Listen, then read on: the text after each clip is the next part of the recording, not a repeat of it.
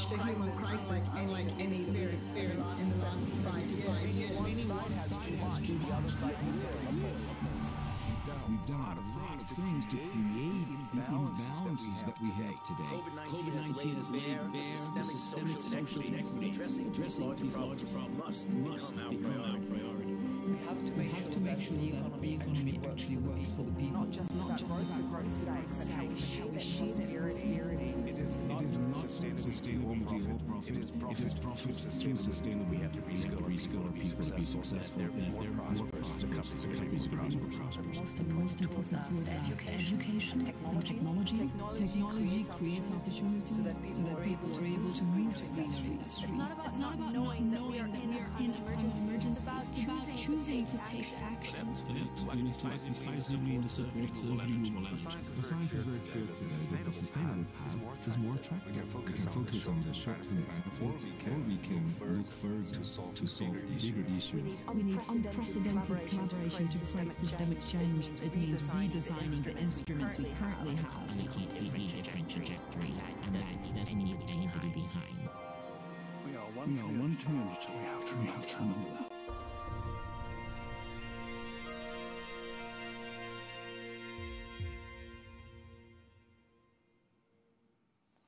Good afternoon from Geneva. Thank you for joining this Resetting Geopolitics Leadership Panel.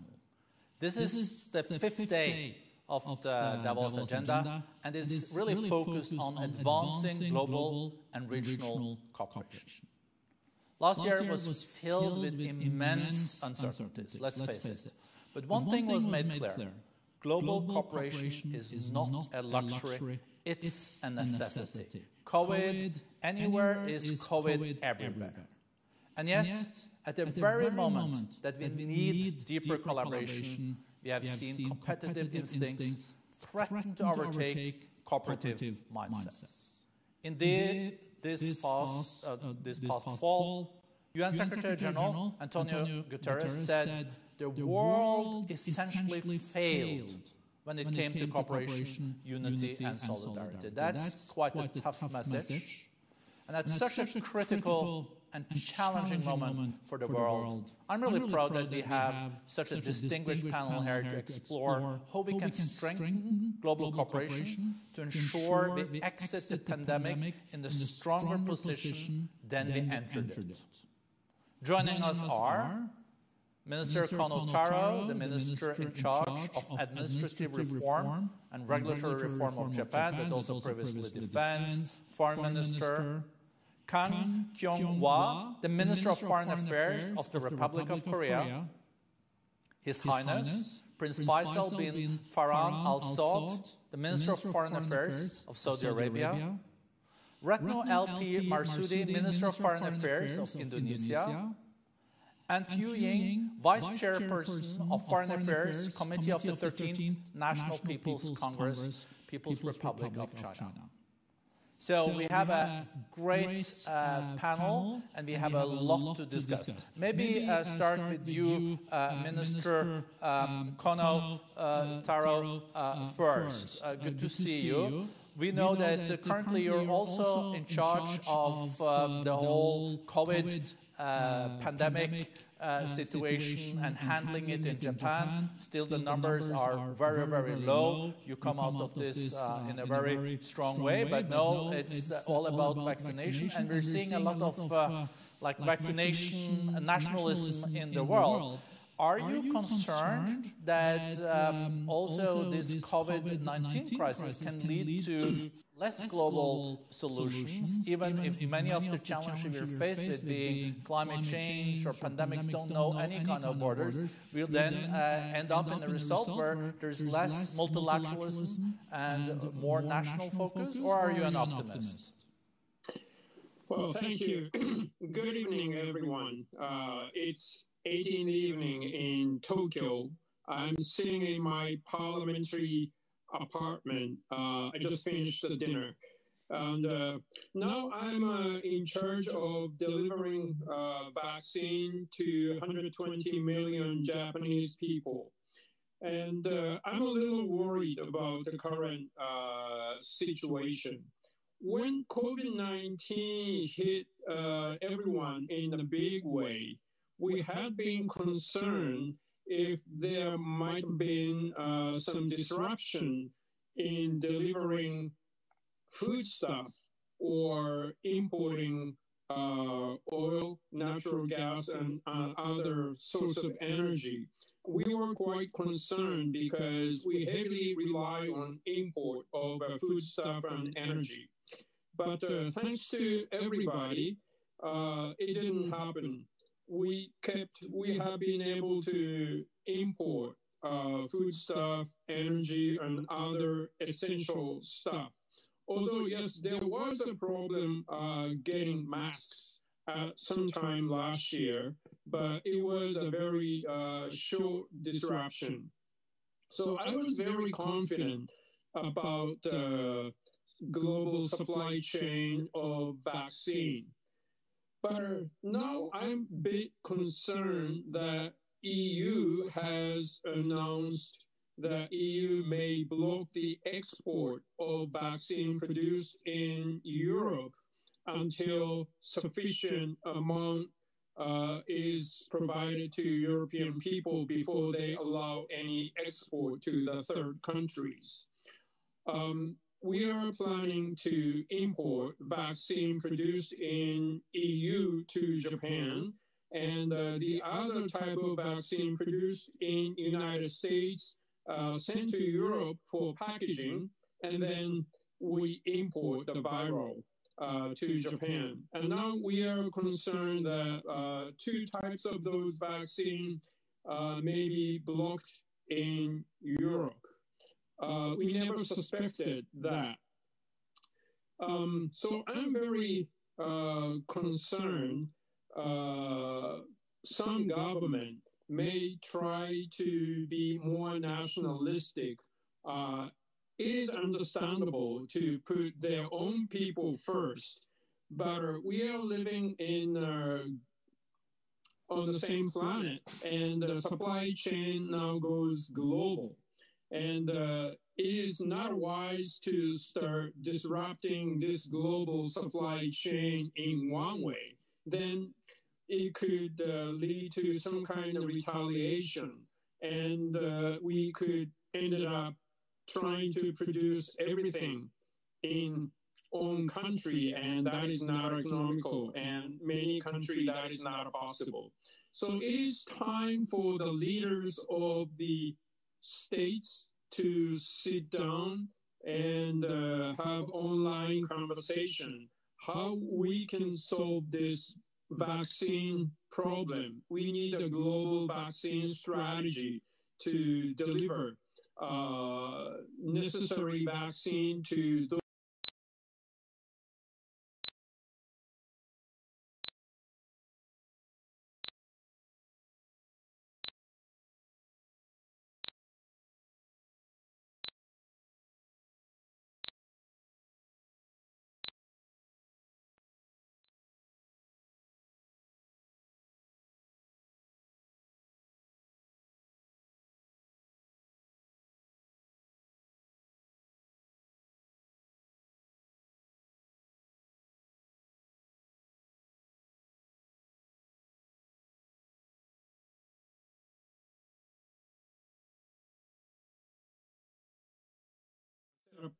trade rules.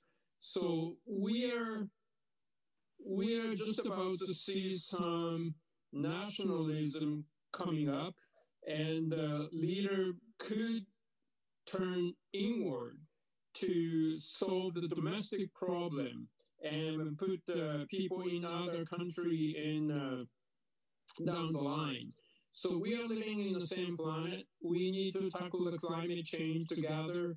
We need to solve the issue of a global disarmament issue together, and we need to grow our economy together. So it is time for us to get the mechanism of United Nations, EU, G20, G7, all the global mechanism we have to use and solve this issue. I'll stop here. Arigato. Thank you so much, Minister Kono-Taro. Just a short following up question, and then we'll move, because we should also look at what will be the kind of collaboration we will see in the years to come, and not at least in your region. I mentioned, Minister, that you also been the Foreign Minister, but also the Defense Minister. And previously you have also raised the wish to have a stronger regional cooperation with India, Australia, and the US. And then we also know that you're collaborating with the whole East Asia, including China, on the trade side. What are the dilemmas you're seeing when it comes to priorities on values, or also really the interests of Japan, the national Thank you. Thank you very much. I think we need to put the value first. The value of democracy, value of rule of law, human rights. They're important. And without those values, we will not be able to prosper in the economy. So we are trying to talk about the post-COVID world. Many defense ministers that I talked to when I was defense minister are quite concerned this world may be divided into democracy and authoritarian regime, free society versus Orwellian regime. We need to sit down with a country that has the same value, that put democracy, rule of law, human rights together. We need to sit down with a country like ASEAN, Republic of Korea, United States, Europe, Australia, Canada, India, other like-minded country, so that we can keep this liberal international order that has brought about economic prosperity since the end of the World War II. So definitely we need to put the value first, and then all the economic prosperity and other interests would come following it. Thank you so much. I think this is a natural bridge also to you, Foreign Minister of Republic of Korea, Kang Kyung-hwa. You have also a long career in the UN in your past, and know, of course, listening to Mr. Kono-Taro, but also seeing what kind of cooperation do we need now, dealing with COVID, climate change, but multilateralism in general. What will be Korea's priorities moving forward, and what is your recommendation? Well, first of all, thank you very much for having me on this panel. It's wonderful to be joining and sharing the same screen with some very good friends and partners that I've worked with over the years. This will be one of my final acts as Foreign Minister before I depart in about a week's time. So all the more delighted that I have this opportunity to share thoughts with you and through this panel with a global audience. I think, obviously 2020 overwhelmed all of us with the COVID-19 pandemic. And as the video very tellingly showed, it just exposed the weakest and the most vulnerable links in every society, but also it's been kind of a stress test for a world that was somewhat being unanchored, very interconnected, but increasingly fragmented, with the tide turning against globalization. And I think COVID-19 came at the time when this fragmenting global unity was needed to be exposed somehow, and it certainly has been exposed in a very, very destructive way. And we failed. We failed the stress test, as the Secretary General has made very clear, with over 100 million affected and 2 million dead. Clearly, we have failed, and the numbers continue to grow.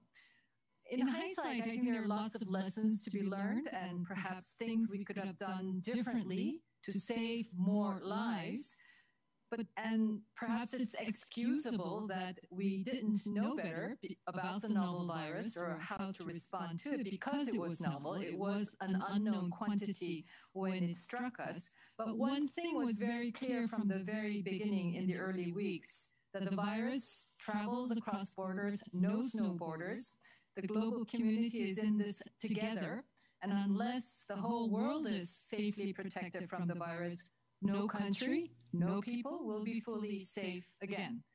But still, it has been an uphill battle, to put it mildly, to forge the unity of purpose needed to fight the pandemic and recover from its devastating consequences. I think the unprecedented speed with which the vaccines have been developed certainly raised hopes that the end of the pandemic is within sight. And I have to salute the researchers and scientists who have succeeded in these endeavors and also to the governments that have funded these efforts. But I think Minister Kono has already pointed out the preemptive procurement and the competition over the available vaccines by some rich countries have aggravated the deepening sense of global disunity. And this is where we find ourselves. Understandably, every government's first priority is to keep its people safe, and thus each government is eager to secure enough vaccines for its population. But it is hard to understand why some governments are grabbing the vaccines in volumes that are many times more than their population size. And this only exacerbates the uncertainty for the rest of the world, the other countries. Others are prompted to scramble to get contracts for whatever is left with the pharmaceutical companies that make the vaccines, and those without the resources simply wondering whether they will ever get enough the vaccines for their own populations. And so under the circumstances, I think the COVAX facility has truly been a saving grace, as limited as its ambition is. And I can only be thankful to the foresight of the leaders in the WHO, Gavi and CEPI, who established the mechanism, and certainly hope that it will deliver in its goal of providing the COVID-19 vaccines to 20% of the populations in all member countries equitably. And we should think seriously about turning the COVAX setup into a standing mechanism because, we know that COVID-19 will not be the last story of pandemics hitting around the world. So there has to be a mechanism ready to deal with future novel pathogens, and COVAX, I think, is worth considering and giving support so that it becomes a sustainable mechanism. I think we can take some lessons from the COVAX experience and apply them more generally in building these cooperative structures to support recovery from the pandemic, as well as making progress on climate change, SDGs, collective security, and other global challenges. And so let me offer some points in some very broad terms. Thank you. First, strengthen the global health governance built around the WHO.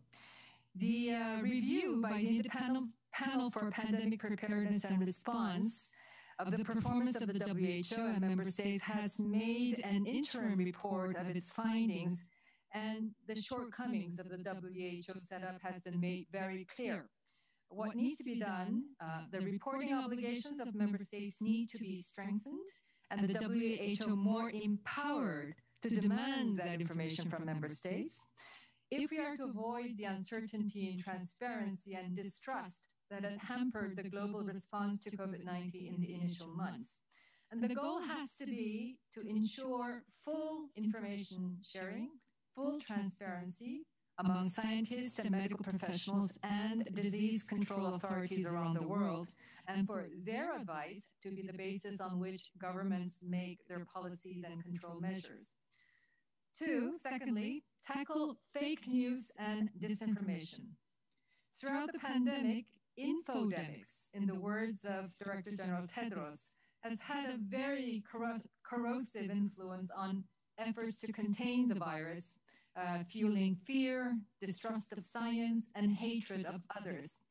And more recently, we've witnessed how misinformation and disinformation can spiral out of control and lead to mob behaviors that can destroy the very core of long-cherished institutions.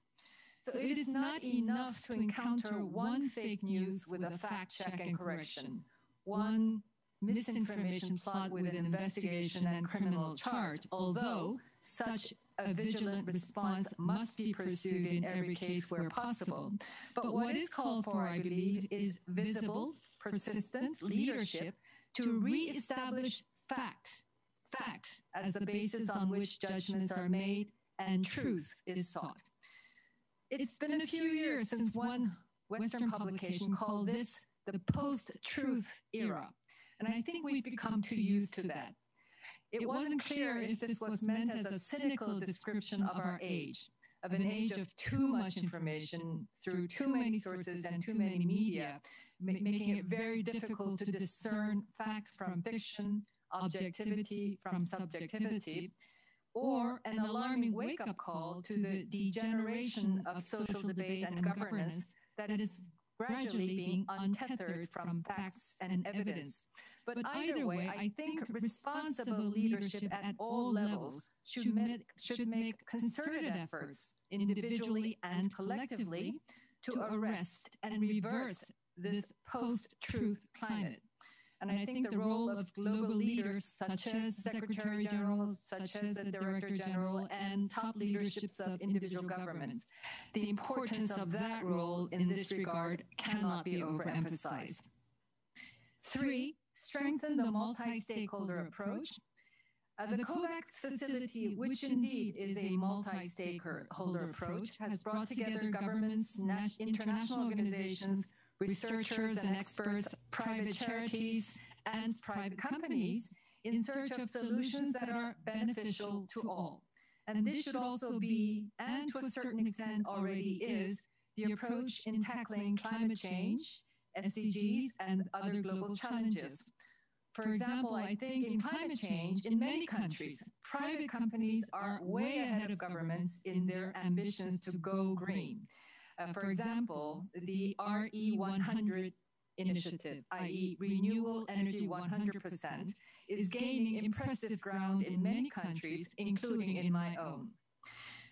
The P4G initiative, Partnership for Green Growth and Global Goals, is precisely aimed at strengthening the public-private partnership in tackling climate change and sustainable development goals.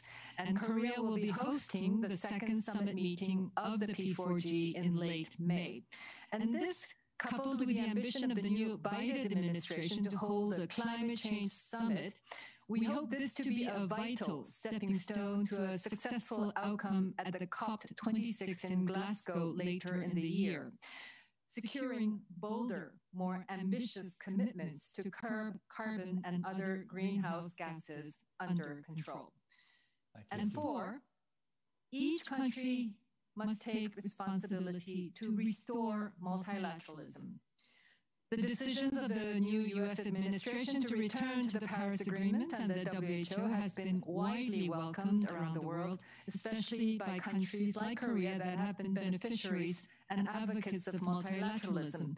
But it will take much more than the actions on the part of the new U.S. administration to breathe new energy into the UN system. I think to varying degrees, the multilateral organizations that make up the UN system have been long in need of revitalization. The unilateralist tendencies of some major players have further sapped the energy out of them recently. And to be sure, there are structural impediments to a sweeping revamping of the organizations so that they become truly fit for purpose in the fast-changing world. But still, giving up or leaving the hard work to others is not an option. It is in the self-interest of each and all countries that depend on global norms and the rules-based international order to actively contribute ideas, experience, and resources to shoring up the multilateral order and its building blocks, such as the United Nations, the WHO, the WTO, the G20, the G7, and many more.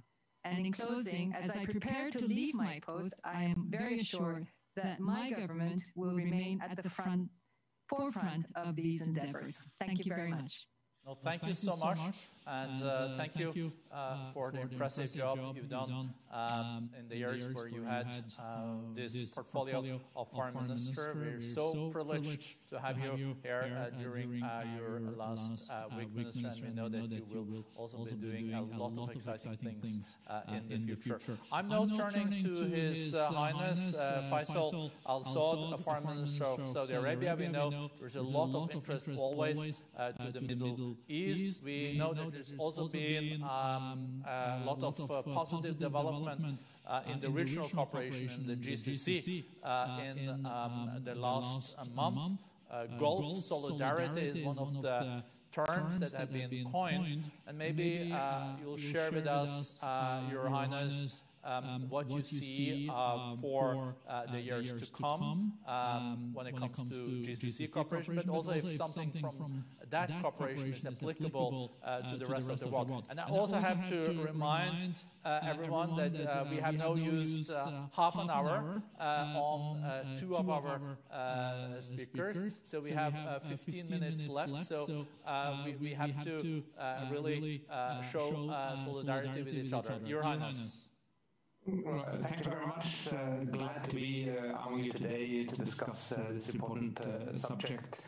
I want to just say I'm glad to share once again a forum with Minister Kang Kyung-hwa. We've shared several forums, and it's always been great working with her and talking to her. And it's of course unfortunate that our last meeting will be over, on such a forum is going to be virtually, but that's the challenges we face. But just wanted to say she's been an excellent colleague and worked very, very strongly exactly on the field we're talking about, which is multilateralism and cooperation. The subject is incredibly important, and we've seen this last year into 2020 that without working together we can't really address the global challenges. And the Kingdom had the presidency of the G20 during 2020. We had to very quickly shift focus in our presidency agenda to deal with the challenges of COVID-19 and to muster global efforts in responding to that, and that was well responded to by G20 colleagues, and they stepped forward, and we were able to achieve a lot of cooperative efforts, including $11 trillion in stimulus, $15 billion of debt relief for poorer countries, $21 billion contributed to a response to the pandemic, including equitable distribution of vaccines, and including supporting the COVAX facility, which I agree is something critically important. And I just hope that we can maintain that momentum, because as my colleagues have mentioned, we are seeing some unfortunate backtracking, some unfortunate loss of that spirit. And unless we all work together to overcome the challenges of COVID-19, we are all going to continue to be at risk. And key among that, of course, is equitable distribution of vaccines. And that links to your question, because without regional cooperation, we can't have effective global cooperation. And that's why it was important that we achieve what we did in the Angola Declaration, which is bringing back the GCC into full cooperation. And building on that, we will be able to help secure the regional stability, secure that we are focused within our region on developing on the very important opportunities that we have here, but also on dealing with the many challenges. And that cooperation will only serve to bolster the global cooperation. And we've heard again today that all the challenges that we face as a global community require working together. Whether it's something as novel as the COVID-19 outbreak, I'm sure we will have other similar challenges in the future, but also things like climate change. And there we see that just like this region has played a key role in powering the global energy needs and in helping power the global economy, we will also play an important role in meeting the global community's carbon neutrality targets. So we are already working with our European partners in developing green and blue hydrogen, and these efforts are going to be key to achieving a an effective response to the challenges of climate change. So again, without working together, without effective cooperation, without a real global outlook, none of us will succeed. So the Kingdom will continue to work together with its partners and is focused really on delivering not just regional cooperation, but global cooperation on all those subjects that we all as a global community face, and that will take leadership and responsibility. And I'm sure that all of our colleagues in the global community will be focused on working together on delivering that leadership that focuses on not just cooperation, but achieving all of those goals that we all share, which is delivering prosperity, peace, and security for the people of the world. Thank you so much, Your Highness. Shukran. Just a short question before I go to the Indonesian Foreign Minister. We know that there is a lot of thinking around the new Biden administration and its policy on the Middle East. And you, Your Highness, you were before also the Kingdom's ambassador to Berlin, so you know also Europe well. Any thoughts on this? I think the region and the region's security remains a key focus for both Europe and the US. We've heard very clear statements from the Biden administration and the key people on foreign policy in the Biden administration that they're going to address the challenges within our region with very open eyes and a clear focus on making sure that we continue to have stability and security.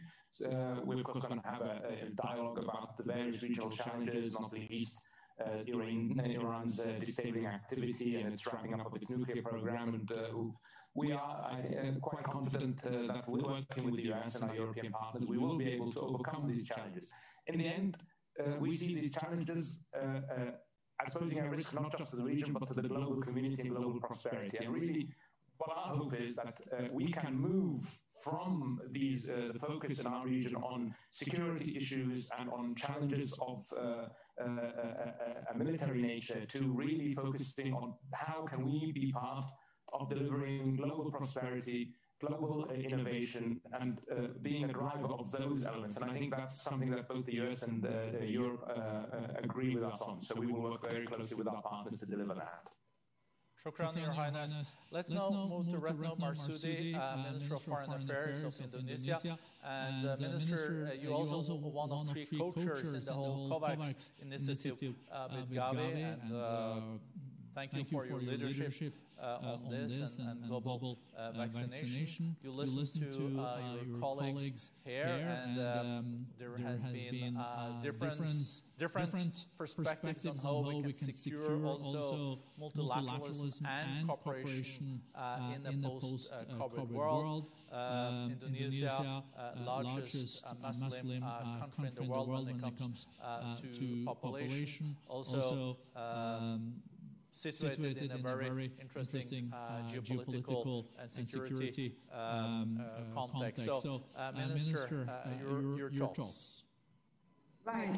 Well, thank you very much, Borfer, for having me. First, I would like to share the same concern with my previous speakers about the vaccine nationalism.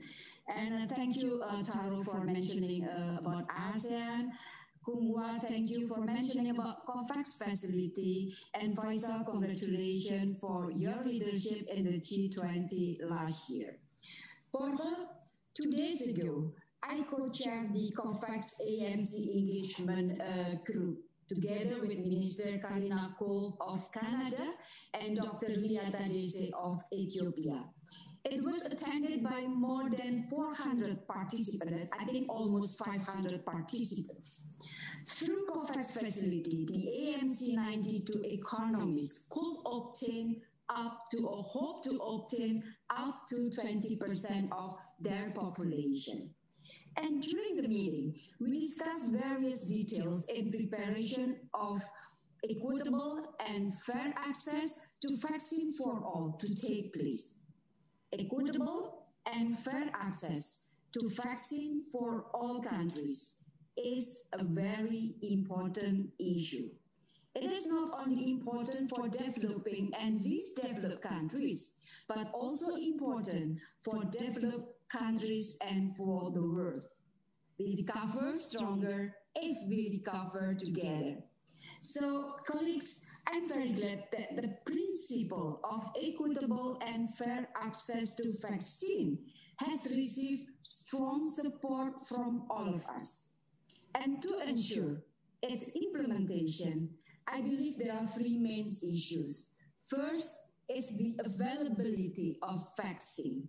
Here, the cooperation with manufacturer is key. And in the last couple of days, as mentioned by the previous speaker, I read the glooming news that vaccine nationalism remains happening. If it is continued, for sure, it will jeopardize vaccine multilateralism. And then second is the financial support. Here, we need strong cooperation with donors, multilateral development banks, philanthropies, and others. Third, readiness of developing and least developed countries to receive vaccine. This is not an easy part at all. Most likely, the vaccine that will be distributed to participants of AMC 92 will require ultra cold chain. So the question is, do they have this kind of infrastructure? And there is also issue of regulatory and indemnity. That is another challenge for AMC 92 economies. So I have to give appreciation to Gavi, Chappie, WHO, and all of us, Kungwa mentioned about it, who are working night and day to materialize the hope of all of us, especially the developing and least developed countries. The fact that Gavi, Chappie, and WHO, despite the nature of the pandemic and its challenges, has mobilized all efforts to make COVAX facility work, it is a miracle. Gavi plans to pull 2 billion doses of vaccine. This is great. And it is this kind of spirit, the spirit of collaboration and cooperation that we need to continuously strengthen. So please stop the politicization of vaccine. Please stop the vaccine nationalism. And we must remind ourselves, vaccine is a humanitarian issue. Vaccine is not a political issue. So it is my hope that the vaccine multilateralism succeeds. Then what we can say, multilateralism delivers. Thank you, Borja. No, thank you so much for that very, very important appeal, Minister Retno Marsudi. I hope millions of people listen to this. I would also then like to go to Madame Fu Ying. You wrote a very, very interesting article in the New York Times a few days ago that I read with great interest, where you looked at the G2 collaboration in the years to come, China and the US. And I would also like, this morning I moderated a session with Prime Minister Lee from Singapore, and he said the most important relationship in the decade to come is between the US and China, and we have to get it right. You even coined a new expression or a term, Madam, a competition, like cooperation and competition at the same time. So it would be very interesting to hear your views on this, and also related to what Minister Kono said at the beginning. Madam.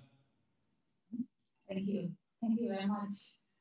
First, I want to say that I share the concerns and propositions by the previous speakers about the international fight against the pandemic. When the Chinese President Xi Jinping spoke at the Davos agenda in his special address, he said that humanity endured multiple crises really seen in human history. And he also said that there is no doubt that humanity will prevail over the virus and emerge even stronger from the disaster. And I also agree with you that major countries, all countries in the world, should join hands in fighting pandemic. And it has been disappointing that over the past years, we haven't seen the kind of unity that was demonstrated when we entered the 21st century during the fight against terrorism, for example, and the fight against the general efforts to fight against the financial crisis. And that is why I think there is so much attention given to the relationship between China and U.S. And there is such a high expectation of China and U.S. coming together, joining hands together with the rest of the world to overcome this serious threat to mankind. You mentioned my article. I think there's no denying. I think we cannot underestimate the serious damage the China-U.S. relationship has endured over the past years. And it's a challenge for both sides to find the right way forward. My observation is that the current new U.S. administration needs time to estimate what are the areas it has to cooperate with China and what are the areas it needs to manage with China, avoiding conflicts. And for the Chinese side, I think we also need to reflect and observe what is the intention, what is the next move by the United States. We are all aware that in the international relations, it's very important for countries to have accurate judgment, accurate estimation of each other. And how China and U.S. define their relationship is important, not only for the two countries, but also to the world. I noticed that the new White House spokesperson, Jane Psaki, said in one of his statements to the effect that strategic competition with China is a defining feature of the 21st century. Admittedly, there are elements of competition in our economic relationship, which, as I described in my article to the New York Times, I even dubbed a new word, co-opetition, cooperation plus competition. But I think that competition should be fair and for the purpose of a common progress. That's the kind of competition which exists in any relationship. But the concept of strategic competition, I think it won't find much agreement here in China. China's fundamental view for the 21st century is to maintain peace and cooperation, peace and stability. And China has no intention of vying for world dominance. You don't hear people here in China advocating for competing with the United States for world dominance. It just doesn't exist. Should America hegemonistic power appear to be in some kind of decline, it would have to be caused by its own mistakes, like strategic overstretch. The future world change, from our point of view, is more likely to be multipolarization rather than hegemonistic replacement. I myself was quite astonished, you notice in my article, by the unbridled and chaotic policy measures that was coming out of Washington over the past years. And I'm curious too to see what's next. Most people expect that there can be some rational and professional approach and sensible policies. on behalf of China, there has been some positive signals. In his congratulatory telegram to President Joe Biden, which was sent on November the 25th, 2020, Chinese President Xi Jinping said that promoting healthy and stable development of China-U.S. relations not only serves the fundamental interests of the people of both countries, but also meets the common expectation of the international community. So, in addition, the Chinese consular and Foreign Minister Wang Yi has proposed that the two sides work out working lists on areas of cooperation, areas of dialogues, and issues that need to be properly handled. You asked about cooperation. I think many of you mentioned that the united global response to COVID-19 is the most pressing task for the world today. And I think China, US, and together with other countries, we should encourage health experts and scientists to maximize their role and to intensify research to help find the virus. We also need to cooperate on vaccine development and distribution, as was mentioned.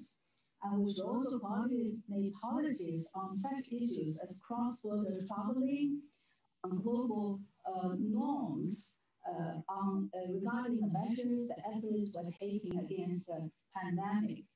Furthermore, discussion and cooperation on global issues such as climate change also needs to be resumed, and the American return to the Paris Agreement is a welcoming step. There is also the need for cooperation in the newly emerging areas like AI, like 5G. I think some of the Chinese companies have been successful, and that seems to have sparked fear in the US, which I think is entirely unnecessary. Instead, I think there is a need for joining hands between China, US, and other countries to develop the norms governing the application of AI technologies, which is an urgent need. So, generally speaking, I think the world problems are complex, and China's approach is to uphold multilateralism and develop a community with a shared future for mankind. Thank you. Thank you so much. I would like to use the last minutes, Ministers, Excellencies, if you're okay, to build on what just Madame Fu Jing addressed. Probably one of the most defining geopolitical developments this decade will be the relationship between the largest and second largest economy in the world, China and the US, and it will also have implications for all of us. Is it possible to compete and cooperate at the same time? U.S. President once said it's possible to chew gum and walk at the same time. It was Lyndon B. Johnson that said this. But at the same time, there is also worries that there will be a total decoupling. There will be two different systems, like a Chinese system and then an American system. Maybe going to Minister Kono first. You heard what Madame Fu Yang said. No, you've seen the first reactions also from the Biden administrations.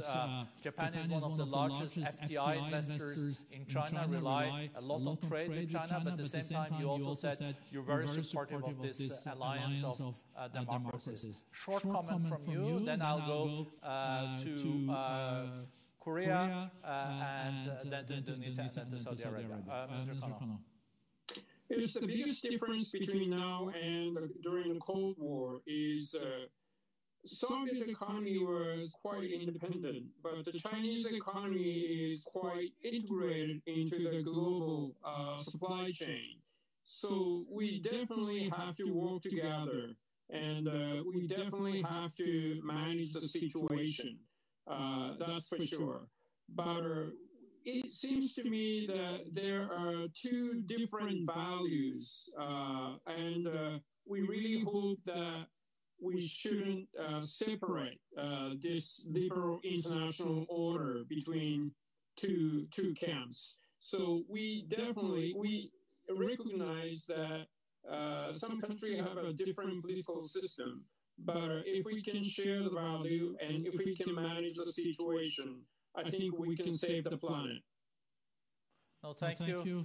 And let's then go to Minister Kyung-Hwa. You heard Minister Kono earlier on. Yes, well, I think I share the same points. I think the world is too interconnected. Our businesses work all over the world. We have businesses hugely invested in China and the United States. China is our #1 trading partner. The United States is our second. And I think the idea of decoupling, maybe in certain areas where it's of crucial strategic interest to countries, that I think may already be happening. But overall, this idea of complete decoupling, I think, is unrealistic. I think the business interest around the world is too entrenched for that to happen. Competition, certainly in certain areas, but cooperation. So I think Ambassador Fu Ying had it just right when she said competition. I think on values, I think, yes, we all, Korea is a very vibrant liberal democracy, hugely places huge importance on human rights and freedom of expression and so on and so forth. And we very much share that like-minded with other liberal democracy, but that should not prevent us from cooperating with societies that don't necessarily share those values. The world is a very complicated place, and reality is not clean cut. I always say reality is very messy. And I think the job of leaders at national level and global levels is to manage that messiness and find solutions that are beneficial to all. Win-win, understand each other, and try to find ways that are beneficial to all sides. Not easy, but nobody said that the work, the job of being foreign ministers or leading governments or leading global organizations was an easy job. It's a tough job. It is. I think we all can subscribe to that. Minister Retno Marsudi, realities can be messy. I think also Indonesia is very close to both the US and China, and also being a democracy. Reflections on your side, how are you going to do this balancing? Do you see a decoupling? Borja, you asked about whether complete and cooperation is possible. The answer is yes, and Indonesia hopes that ASEAN and China can cooperate better. That is my first point. My second point, ASEAN will continue to play its role to maintain peace and stability in the region. And then my third point, my last point, ASEAN offers to all our partners, including the US and China, to cooperate with ASEAN, including through the ASEAN Outlook on the Indo-Pacific. So let us mainstream the cooperation instead of rivalry. Thank you, Borja. No, thank you so much, Minister. Your Highness, traditionally Saudi Arabia has been very, very close to the United States, but we've also seen recently that the footprint of China is increasing in the Middle East and North Africa. So reflections on this collaboration or competition, the competition piece from your Highness side. Well, the kingdom, of course, is an integrated part of the global economy, and that means that we are strong partners for both the US and China economically. We're also, of course, strategically very much aligned with the US. And I think we have seen that cooperation is possible, and not just possible, it is absolutely necessary. Without cooperation, we can't deliver prosperity, we can't deliver security to our individual nations or to the global community. Really, we are too integrated, we are too dependent on each other, and we receive too much benefits from each other's cooperation and trade for it to make sense to move to an aggressive posture or a posture of competition and decoupling. Now, of course, we always compete, and that's that's fair, and it's a competition is healthy because it ensures the delivery of more efficient forms of governance. But as long as that competition is not is in the realm of the corporate world and not a competition of geostrategic dimensions, we can manage. And it's important that we understand that in order for us to protect the global community and to work towards delivering prosperity, as I mentioned, and even respond to challenges like COVID-19, which is not the last challenge of the sort that we will face, we will have to maintain the focus on cooperation and integration. Otherwise, we put all of us at risk. Shukran. I think Madame Fu Ying, you will have the privilege then to have the kind of famous last words there. Of course, I will have the right to thank everyone after you. We're running really on overtime, so if you could do it in a couple of minutes, that would be great. But you will have the last words from China this time. Okay, thank you. Thank you very much. This year marks the 50th anniversary of Dr. Kissinger's visit to China. And for half a century, we have managed, China has successfully integrated into the world economy, at the same time maintained its own political integrity. So that shows that it is possible to have both, to work with other countries in areas we can, at the same time defending our fundamental interests. So we do disagree with the decoupling. And we also, I think Asia, the Indonesian Foreign Minister mentioned that Asia, ASEAN is exemplary in demonstrating the kind of spirit of openness, of inclusiveness. And Asia has been able to maintain, every country maintain their political integrity at the same time having openly have a wide economic and cultural contacts. So I think as long as we have this spirit of mutual respect, respecting that there is a boundary for political system, and then respecting the fact that each system, each culture can succeed in its own way, with that kind of spirit, I'm sure that we can have both. Thank you. No, thank you so much to all of you. It's been a fascinating discussion, and I'm so thankful for your contributions.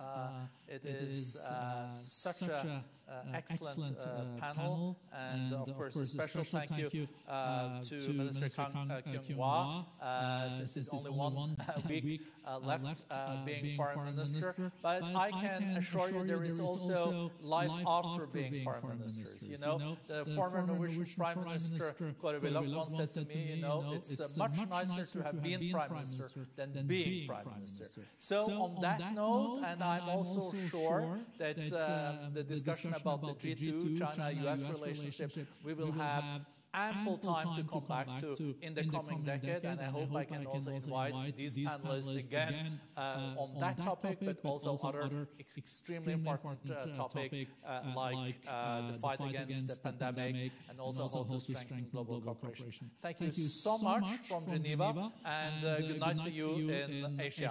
Thank you.